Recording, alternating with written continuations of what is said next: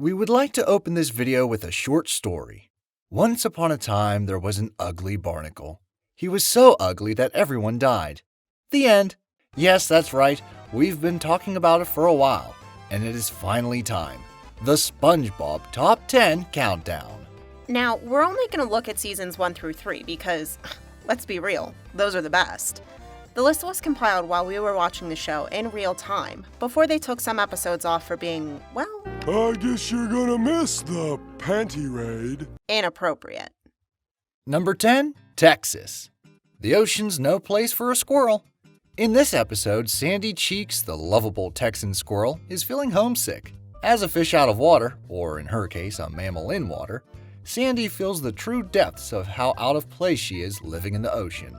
As she sulks in her depression, she sings a heart-wrenching lament to her home state of Texas. I guess that deep in my heart, I'll always be a Texas girl.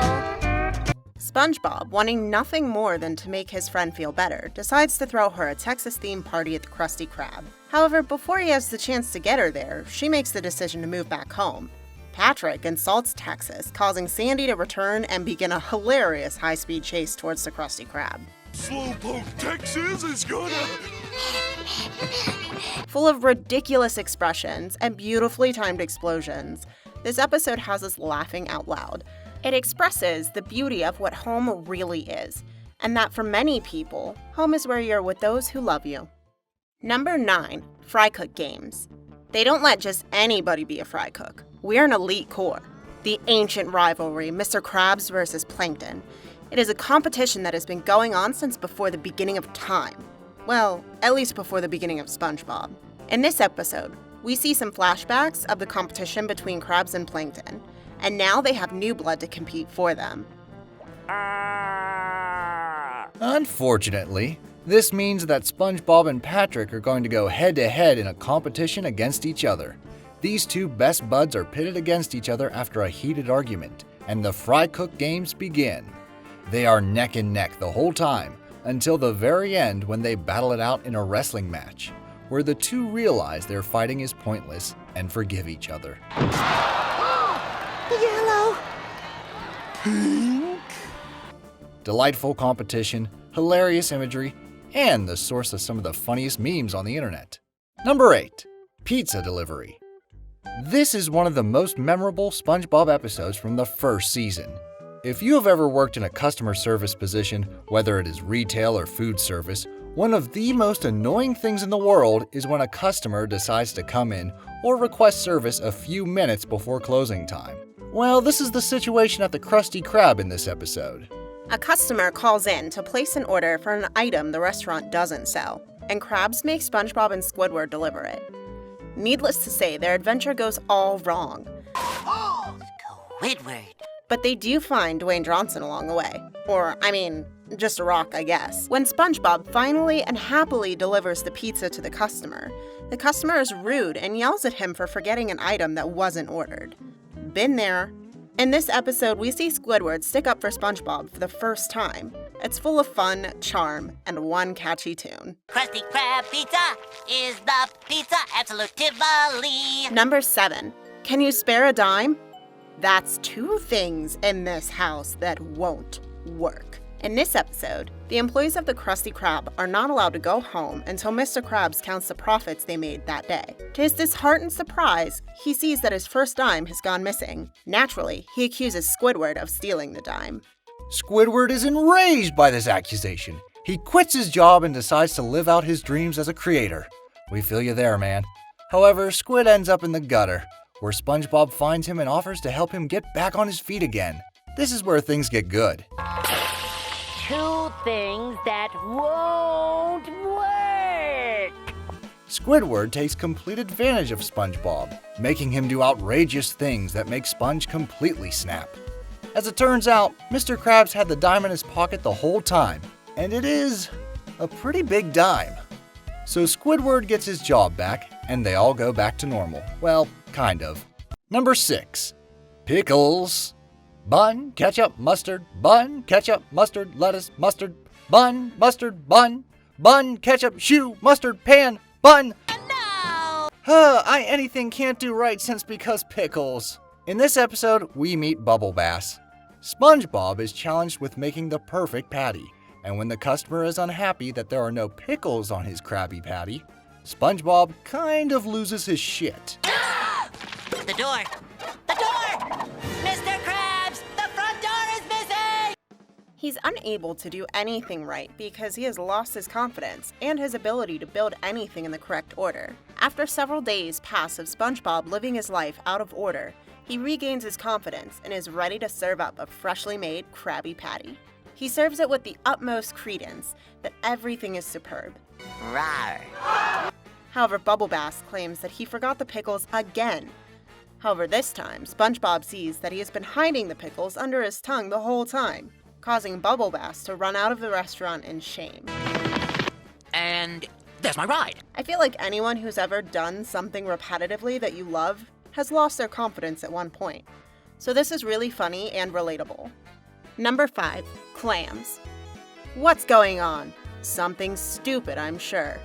What do you think would happen when your money-hungry boss gets his millionth dollar?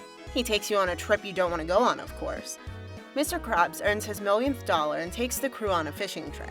On this trip, a giant blue-lipped clam takes Mr. Krabs' dollar. As he is completely breaking down, Squidward, out of sheer annoyance, offers to help him get it back. This begins the Moby Dick-style hunt for the clam. This is where, honestly, insanity happens. Actually, it's coral blue number. Krabs is doing everything he can to entice the clam to come back so he can get his dollar. He even goes so far as to conduct an orchestra into playing ambient music. In the end, he makes a deal with the clam into giving his dollar back. Good thing he didn't lose anything too important. There really is just something great when these characters break the fourth wall, or they acknowledge that they are in a cartoon. It only gets better from here. Number 4, Rock Bottom. I can't understand your accent. On a trip home from Glove World, SpongeBob and Patrick end up in Rock Bottom. It is the dark, scary part of the ocean. Patrick accidentally leaves SpongeBob behind while he was trying to find a bus schedule. And from that point on, the bus seems to play with SpongeBob. Barnacles! It seems like no matter what he does, the bus is going to leave him behind. Finally, SpongeBob has had enough and goes to the Ticketmaster, who tells him he has already missed the last bus for the night, and he'd have to wait until morning. And a wonderful anglerfish shows up to help SpongeBob get home by blowing up his balloon. By the end of the episode, we see Patrick on the bus still trying to get SpongeBob home. Blowing raspberries between words has become a staple for 90s kids everywhere. Number 3, Band Geek. Is mayonnaise an instrument? These top 3 episodes were honestly the hardest to choose from what is the best. Band Geeks is an iconic episode.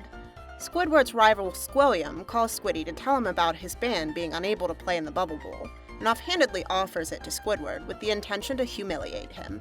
Squidward accepts even though he doesn't have a band. He collects a ragtag group of citizens to try and put together a band to impress Squilliam. And as you can imagine, things do not go as planned. Too bad that didn't kill me. Squidward has made up his mind to swallow his pride and tell Squilliam that his band has died in a terrible crash. But they show up to the Bubble Bowl anyway.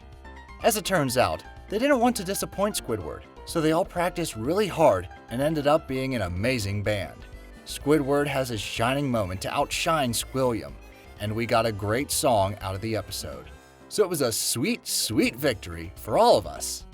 Number 2, Sandy, SpongeBob, and the Worm. S for Sandy, or S for SpongeBob. That way they can identify our bodies. We start off this episode with a creature lurking in the darkness of Bikini Bottom. We see it taking huge bites out of everything in the city. SpongeBob wakes up in time to catch a glimpse of the massive beast. The town gathers at the Krusty Krab to try and figure out what they can do. Patrick suggests they just pick the town up and move it somewhere else. He is immediately shot down, and after a moment, Sandy offers to take care of the varmint. SpongeBob tries to convince Sandy not to try and take on the worm by herself, but she is certain she can handle it. We have a really great reference to Star Wars when she enters the worm's mouth to wrestle with what turns out to be the tongue of the monster.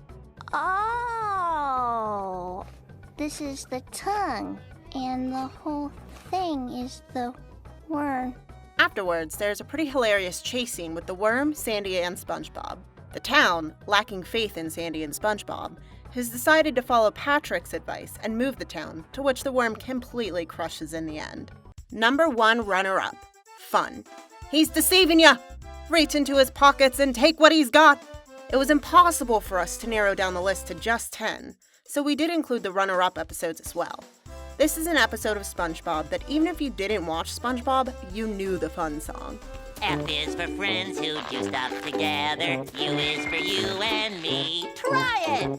Runner-up number 2, Rockabye Bevalve. Oh, so this is the thanks I get for working overtime.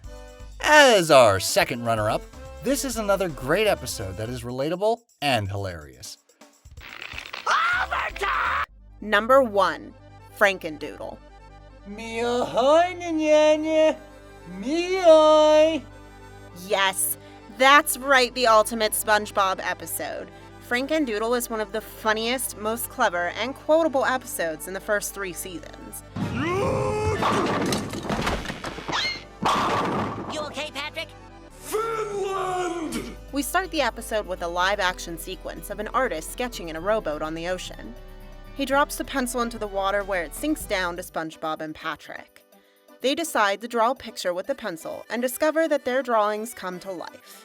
They dub it the Magic Pencil, and SpongeBob draws a portrait of himself. He names it Doodle Bob. As it turns out, Doodle Bob wants to be the only Bob in Bikini Bottom and goes rogue. He tries to kill SpongeBob in several waves before they have a battle to end all battles. SpongeBob ends up closing Doodle Bob in a book where he remains inanimate. This episode has so many memorable quotes, and that is honestly why it got to number 1, plus it really is funny and clever. Let us know what your favorite SpongeBob episode is in the comments below. What classic 90s cartoon should we tackle next? Thanks so much for watching, and don't forget to like this video and subscribe. If you haven't already, join us on our Facebook page for memes, news, and sneak peeks to Pupcorn. Toodles!